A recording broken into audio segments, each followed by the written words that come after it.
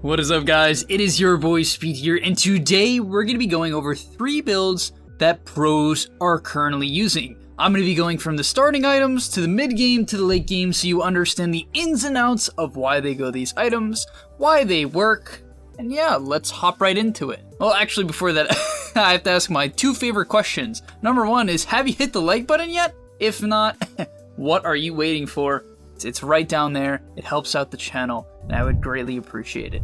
Also, the second question is, have you signed up for the GameLeap website? Very, very soon. Probably in the next upcoming weeks. I know this is me announcing it ahead of time, but I'm just so excited. We're going to be posting full-length coaching sessions to the GameLeap website. These are sessions that I usually hold private, one-on-one. I'm going to be posting all of them. Long sessions. So if you're trying to get better at Dota, I'm going to be linking all of my secrets, everything you can need to know about various roles. It's not just going to be one role, 1 euro. You're going to get different roles. I'm so hyped for it. So even if you don't sign up now, keep that in the back of your head. I'll bring it up when it does happen again. And now let's get into the video.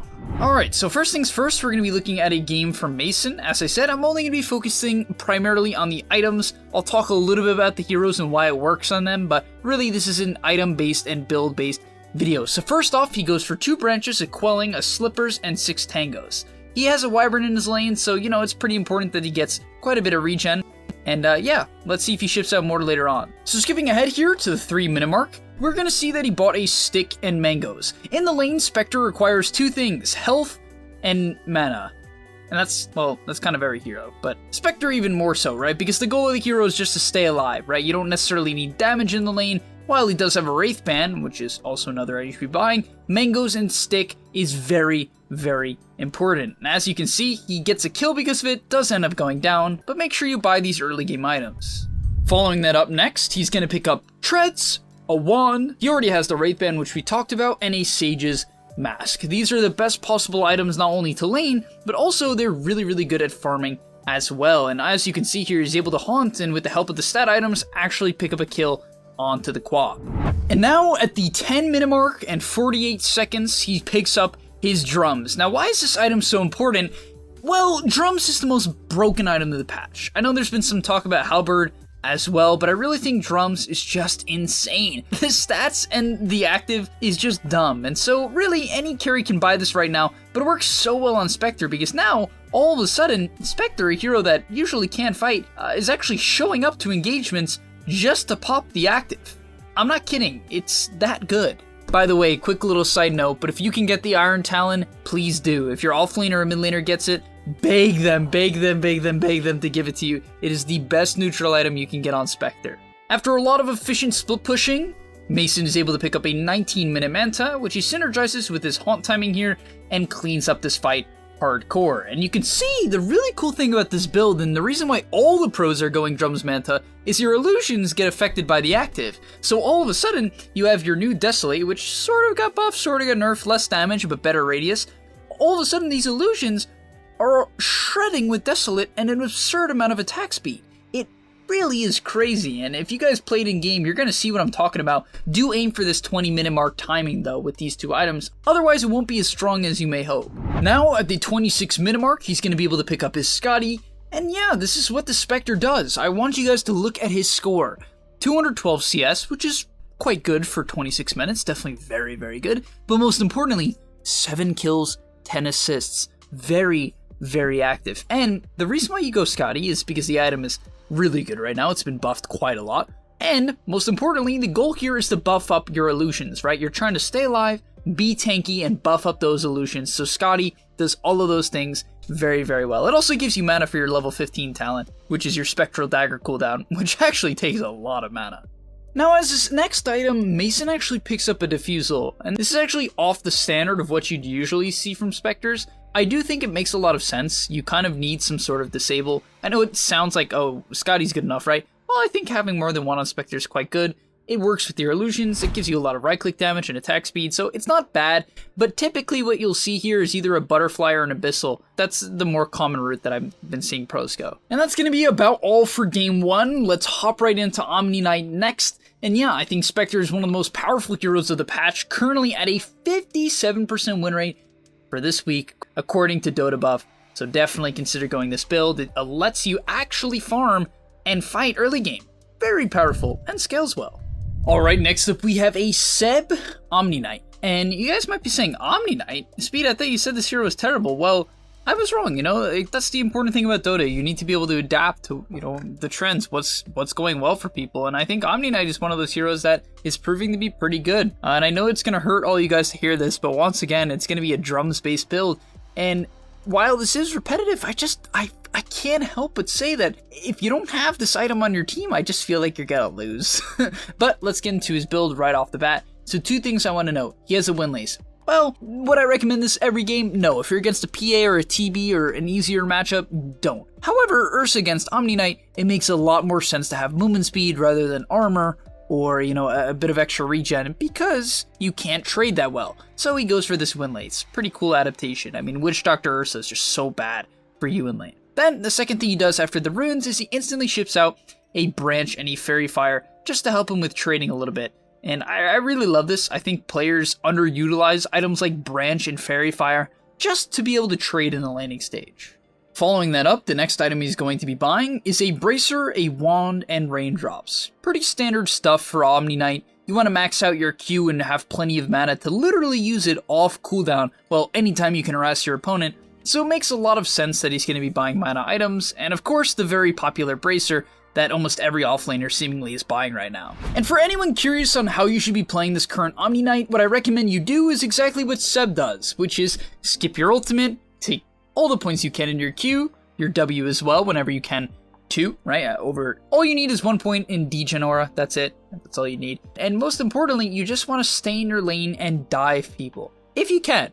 Sometimes you can't. But more often than not, if you get off to a good start, which Seb is obviously here, 51 last hits at 8 minutes, it's going to be pretty farm, he's able to just dive this Witch Doctor. And even if he doesn't kill him, this is going to create a lot of space, and you're very, very hard to gank. Especially with this Phase Boots win lace, he eventually is able to run down the Witch Doctor. And yeah, he's going to get very, very farmed off this. So play Omni Knight more as a split farming hero, right? I think players often look at Omni Knight as the, oh, I'm an offlaner who has to heal my teammates, and therefore I'm going to TP to absolutely every fight, and then you might as well be a support Omni Knight. You're level 7 at minute 12, and while Seb is level 7 at minute 9 and is getting hecka neutral items for his team. And now, after a lot of split pushing, you're going to see Seb show up to his first fight, well, team fight of the game, and he has drums. Of course, obviously he's popped them at this point, gets a really nice GA to help out his team, and yeah, I really love Omni Knight in this game. I think Omni Knight with Necro is really good. It makes Necro nearly unkillable. He ends up dying. It's really good with Sven as well. Even Io Omni Knight is quite good. You can protect the Io very well, and all the healing you give to Io is going to get given to his tether unit as well. And you can see eventually they're going to just out-sustain the enemy team. And yeah, that's kind of the power of Omni Knight right now. With this Treads and Phase, you actually are a right-clicking threat as well. And you can see that here, bopping down this Kunkka with 170 damage, thanks in part to the Heavenly Grace. And yeah, that's the power here. And of course, what do you know? The next item is going to be a Halberd. Arguably the 2 best items of the patch, at least in my opinion, drums and Halberd. And yeah, he's buying both of them, so it's kind of not surprising to me that Omni Knight, a hero that can buy 2 of the best items in the game, is going to be doing quite well. And finally, for the last item that Seb will be buying in this game, he doesn't actually get to the Yules, which kind of would have been his last item here, but he actually goes a Midas, a late Midas, another item that I think is coming back a little bit. And I was gonna say that I think the Midas makes sense because at level 15 you get a 70 damage talent. Like, there's just a lot of synergy there. You get a ton of attack speed from drums and Midas to go in hand with this actually really dangerous level 15 70 damage talent, which honestly I didn't even know Omni Knight had. I must have just missed that patch change. But nonetheless, I definitely think you can take that talent. With this team comp that he has here, Sven and Necro are going to do plenty of damage. Also, it can be a bit hard to right-click these heroes. Maybe he doesn't want to frontline against Maledict, RP, and Ursa, so it makes a lot of sense for him to take up the Q and protect his teammates. And lastly, you guys know what it is. We have Venomancer. Unfortunately, not in the jungle, but that's alright. The hero is currently one of the scariest offlaners of the patch.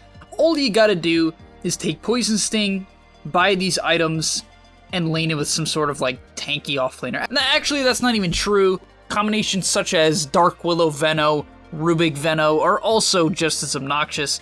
Frankly, Veno is just obnoxious. So, getting to the build here, we see 3 Tangos, 2 Branches, 2 Fairy Fires, and a Slippers. The reason for this is Veno has some of the lowest damage in the game, so if you don't buy these items against a hero like Morphling, you will constantly get denied and get 0 last hits, and that's a problem. Following that up, he instantly ships out a lot more regen. To be clear, he shipped out another set of Tangos and a Salve as his first 2 items before any sort of Wraith ban, so keep that in mind, guys. Do not be super greedy. You buy all this damage early on to secure the first wave, but then you will need more regen as you will be naturally going very, very aggressive. He does actually purchase boots too as sort of like first small item. In certain lanes you can buy a stick, you can buy a Wraith Band, you just have to adjust based upon how well the lane's going. Boots are really good if you're just super far ahead. And now you can really see the build come into play, and the purpose of this Venomancer is really just to sit in a lane and bully people out. You might be noticing a common trend within a lot of popular offlaners right now.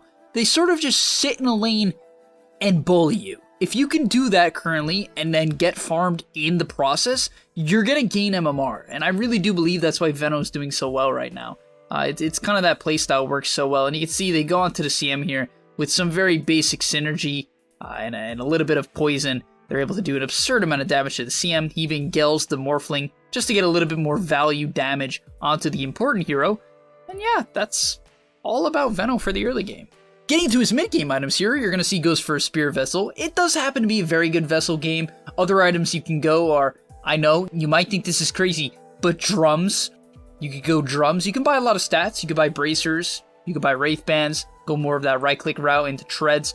You can go a Veil. There really are a lot of options right now, but I think the Spirit Vessel giving you a lot of early game damage and armor is really good, and of course the HP from the Vessel afterwards is great for Veno too, and that's kind of why he picks up a Windlace and a Wand as well. Really what you want to do on Veno is just frontline, as you can see in this fight here, because he's so tanky and has that extra movement speed from the Windlace, he's able to cause the enemy team to overextend and pick up a kill onto the Doom and the Rubik at the least. Oh, and Morphling dies as well.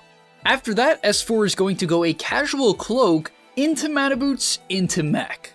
And you can see in this upcoming fight here why this build is so good. He even has an Essence Ring on top of it just to be that much tankier. It's just so much effective HP as he gets gun on here. You'd expect him to die, right? But with the hood, the Mech, the Essence Ring, I mean, look at his inventory. Pop, pop, pop. The only thing he didn't pop was Wand for a little bit more HP, which he does now. And it's just, you can't die. Like, his health went from what should have been negative 500 to positive 700, and yeah, now the enemy team sort of has to overextend. Unfortunately, their Spectre does end up going down, but he forces a really bad fight for the Morphling. The Doom is able to TP out, but the Darkseer mid laner, yes, the Darkseer is actually their mid, ends up going down too. And that's the power of the current Veno. What you do is you force the enemy team into constant bad fights because you scout them out with Plague Wards. They feel like, oh, we have to jump this Veno. Surely he'll be squishy, right? It's some edgy hero. Nah. And then they die. After the pipe, he went into a Greaves and a Force Staff, which actually completely saves up his Doom and Spectre here. And that's going to be about all for today's video. I hope you guys enjoyed. This is kind of something different I want to try, which is just going over different meta builds, different pro builds, and really trying to give the ins and outs of why they're good right now. And so yeah, if you guys appreciate that, like the series, or want to see it continue in the future on specific heroes, let me know in the comment section down below. I read them every day, and I hope to see you in the next one. Before you leave, just want to say a quick message. If you're trying to get better at Dota, or you just enjoyed that video, I know this is pretty general, and you're going to hear this quite a bit from me, but I recommend you sign up to GameLeap.com. Why? Because I put a lot of effort into the content over there, and generally the effort I do there is different from the content you're going to see here on YouTube. It is different. In fact, I usually go a lot more in depth on topics or into niche topics that help you get to the next level even faster. Because on YouTube, I often have to keep it more mainstream. And that's even why I'm putting it at the end of this YouTube video. That's why this is at the end, because a lot of people just watch 5 minutes, they skip through just for like the dopamine spike. But if you are interested in actually getting better at Dota, I recommend you go to the description down below, get your discount right now by clicking the link, sign up, use the discount code that you're going to see there, and I hope to see you there right now. So click it, and yeah, thanks for watching.